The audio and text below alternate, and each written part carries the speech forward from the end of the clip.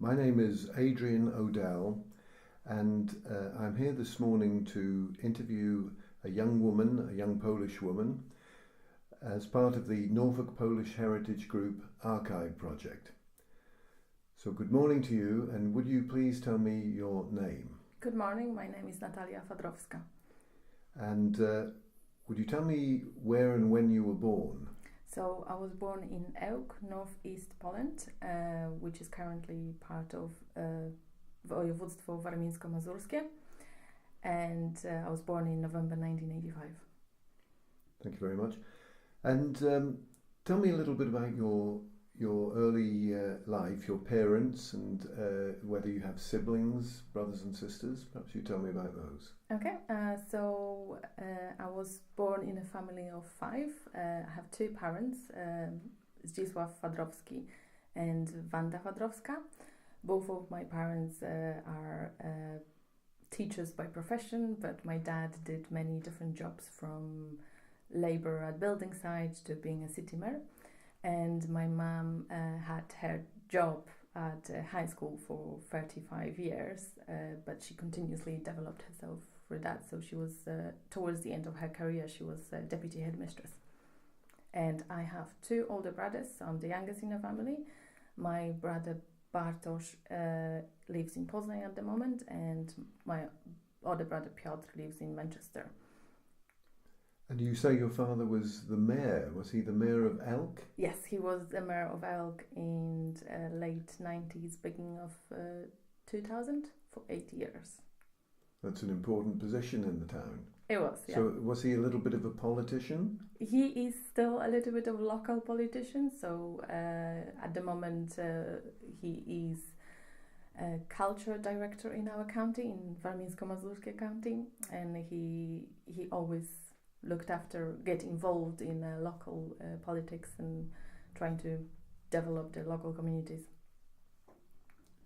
And you presumably went to a junior school in Ełk, was that as well? Yes, I went to primary school in Ełk, and I attended that for 8 years, because that's the standard 8 years primary school in Poland, and then I did 4 years at the high school.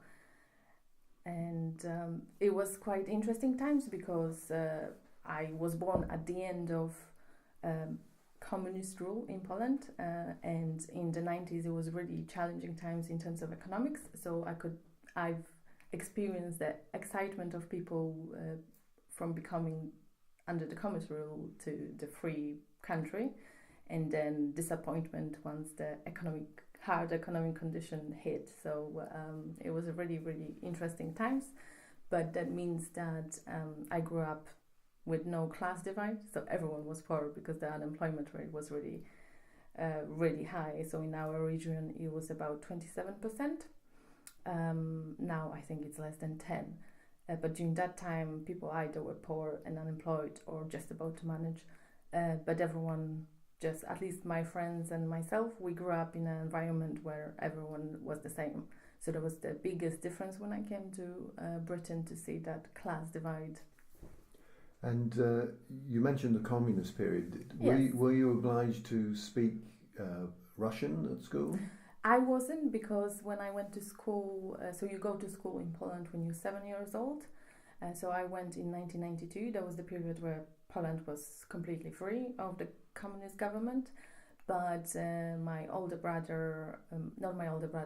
cousins, who were like 8 or 9 years older, they learned Russian at school, and both of my parents learned Russian at school. So I had the choice of learning either Polish, English or German.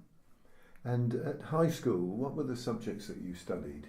So I attended the advanced mathematics and IT class.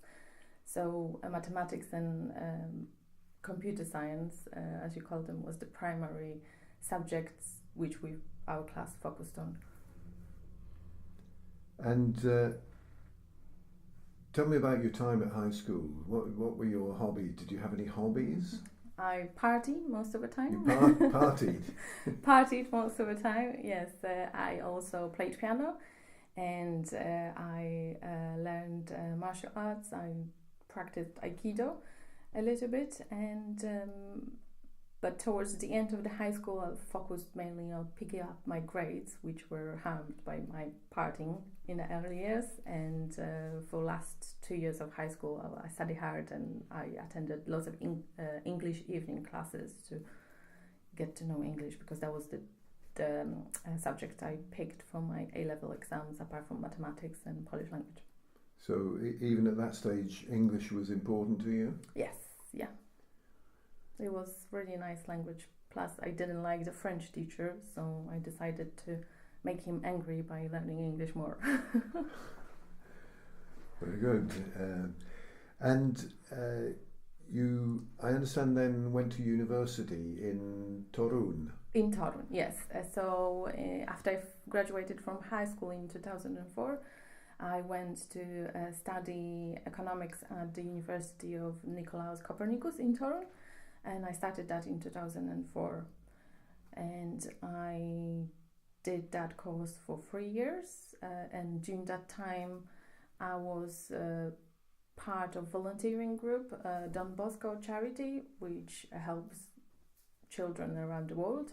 And in summer 2006, I decided to spend summer in Ukraine to work with children of Polish origin who spoke Polish, and we organized classes, we taught them Polish, and we arranged like a daytime summer camp for them. So why did children in Ukraine speak Polish? So that's the territory, the town where we went. It's called Olszówka, and it's in district Chmielnicki, and it was the previous territory of Poland before the Second World War. And after the war, lots of people stayed over there. I assume they had a choice, either they can move to Poland, but because it was their home for all of their lives, they decided to stay over there. But they maintained the Polish culture. They spoke Polish at home. They taught Polish to their children, and that was the Polish village in Ukraine. That's very interesting. And then you went to university. Yes. So when I was studying after that, after my volunteering experience in Ukraine, I decided that I really would like to go and live in some other countries, and I decided to take a gap year from my university in Poland, and wanted to learn English, and because Poland, that was 2 years after Poland joined European Union, and UK opened the labour market to the new European Union members. England and UK was natural choice for Polish people to go work over the summer, for Polish students to go there and work over the summer, or just for entire families to move over here, earn some money, save some money, and go back to Poland and buy a house, or send the money back to their families. But for me, the most important thing was to learn English, because the job market in Poland was really competitive. The unemployment rate was lower than in the 90s, but it was still around 10%. And because I was doing economics, if I wanted to go into business, it was really important to learn at least one foreign language fluently. And because I already did English on my A-levels, I decided that England or UK would be the natural choice. And what were your first impressions when you came to England? So I came to Norfolk, and it was very similar. The nature was really similar to what I know from Mazury, which was really lots of green areas, hills, lots of forest, woods. I really liked the sea, that it's so close, because in Mazury sea is far away. So I really like that, and generally people were really nice. People would talk to you on the streets. They would be really interested in why you're coming here, and in a very positive way. I had random people talking to me at the bus stops, which I thought it was weird, because in Poland people don't really talk to you. Strangers don't talk to strangers. But yeah, it was overall really, really positive. So you didn't feel any antagonism towards you at all? Oh, no, not at all. I mean, the only time I had experienced some negativity towards me when I was on a bus, but generally, and I was talking in Polish to my friend, and the guy behind us told us to speak in English because we are now in England. So we just got off on the next bus, but that was the only time when I experienced any negativity towards me. And I understand you then went to Coventry. Why on earth did you go to Coventry? Yes, so during my gap year in Norfolk, I met James, my current partner, and we fell in love, and I was thinking that should I stay or should I go back and finish my university, but then I remembered what my grandmother always told me, that you never throw away your education for a man, regardless of how much you think you love him. So I decided to, once my gap year ended, I went back to Poland, and but luckily my friend went to this meeting with the guy from England or from UK, who was who had his business of recruiting foreign students to English universities, and Coventry University offered the option of transferring your studies from Poland to Coventry. So I didn't have to start from the beginning. I could just transfer myself to the third year at the Coventry University and graduate from Coventry University. So that's what I did. And Coventry obviously is much closer to Norfolk than Poland. So I was able to see James more often. Did he come? He would have come to Coventry occasionally. Yes, he would, or I would visit him. But you were still focused on your studies. Yes, yeah, minding my grandmother's words. And why was it then that you decided to stay in Britain? Was it because of James, or was it for economic reasons, or a mixture? I think it was a little bit of both. So James obviously was primary reason. But then when I talked to my family, and they were really supportive towards me finishing my degree in the UK, they said that even if I decided to move back to Poland, the degree from the English university will be much more attractive than a degree from the Polish university. So I decided to continue my study on the master's. And I applied for the University of East Anglia position on master's degree in finance and economics. That was also because it was closer to James, but it was good reputation university. And when was that? So that was in 2009. And you graduated with an MA in... MSc. MSc. In finance and economics with the distinction in 2011. And I have to say that also your English is very, very strong. Thank you. Very, very well done with that. So where have you worked then since you got your MA? Since I graduated from UEA, I worked in... when I graduated, there was a peak time from the credit crunch, so it took me a little bit longer than on average would take for people to find jobs. So for 6 months I worked in Costa Coffee because I just couldn't bear, the idea of sitting at home and doing nothing.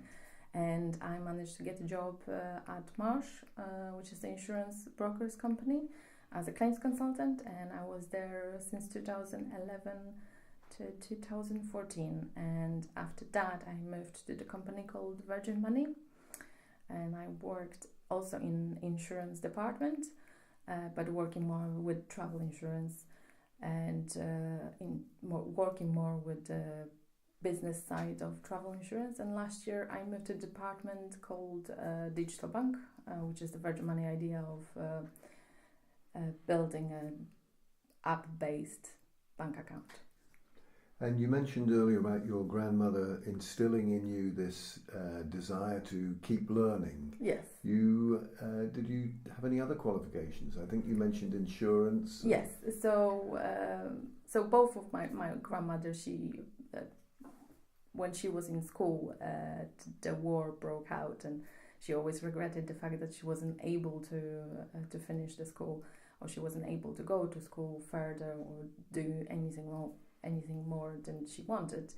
And she always insisted on the fact that we should all educate, and I think she's pretty proud because she has 9 grandchildren and all of them have higher degrees, and she also had 2 grandchildren with PhDs, so she's pretty proud about that. And also my mom, she always developed, even she worked for the same school for 35 years, she always makes sure that she has the top quality skills to do her job. So I just decided that it's the best way, and I really wanted to make sure that my qualities are always at the top level. So finishing the degree in economics did not give me enough knowledge about the insurance, so I did my diploma in insurance from Chartered Insurance Institute, and more recently I did the course and certificate from the project management. And you seem to me to be very comfortable here in Norfolk. What are your plans now? Are you going to stay here, or what's happening there? Yeah, so I did visit a few places. I lived in Coventry, so I know how Midlands look, but I really like. I travel a lot to Edinburgh, Scotland, and for work I go to London quite often, so I didn't know how the life in those cities or towns look like, but I feel the most at home in Norfolk because it's really nice and relaxed area comparing with the other ones. London is more ambitious, everyone is rushing around everywhere, and Norfolk is more idyllic life, which I really like, but also gives you opportunity to grow in terms of career as well. So I would like to stay in Norfolk at least for a while. And I understand that you're about to have British citizenship, or you are a British citizen. Yes, so I applied at the beginning of this year. I applied for the British citizenship, and I attended the ceremony on the 2nd of May. So I'm now officially a British citizen. Congratulations! Thank you. And where was that ceremony? In Norwich? Or? It was in County Hall in Norwich. Yes. Ah. And what did you have to swear allegiance to the Queen? Yes, we did that. There was about 30 people. It's quite popular. What sort of nationalities? I would say most of them are from Middle East. There were a few Americans, but I was the only Polish person. And it was really, really nice day. It was really interesting. We had this very official ceremony, and followed by a short reception, and people from the council attended as well. More partying? More partying.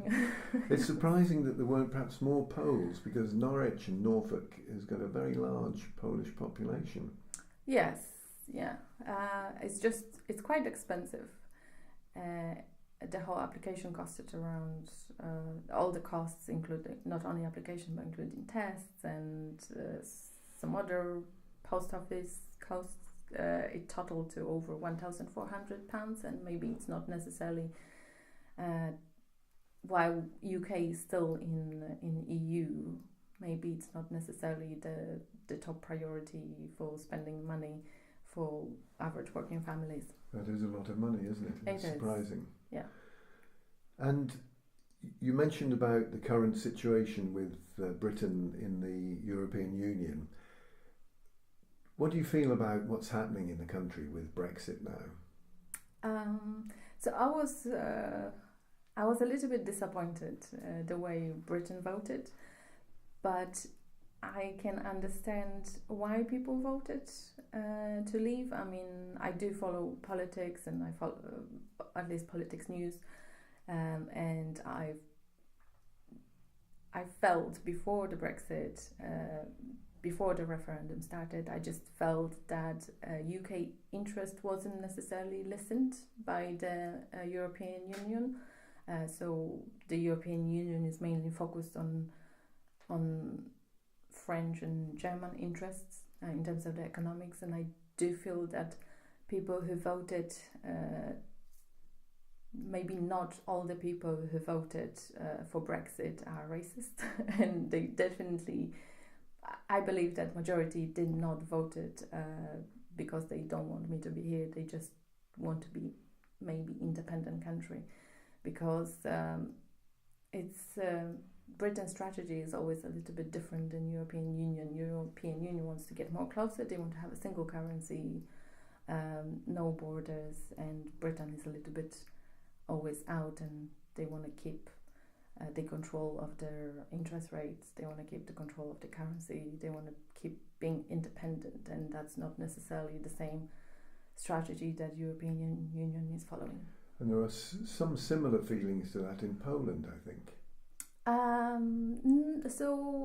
You'll be surprised, because the recent opinion poll says that Polish people, vast majority of Polish people, probably 70-80%, want to stay in European Union, and they see the benefit of it. They just would like to have more say in European Union politics. So generally, you've still got your Polish nationality. Yes, yeah. But would you say you're now proud to be British as well? I'm not sure what exactly mean to be British. So I'm just still learning about that.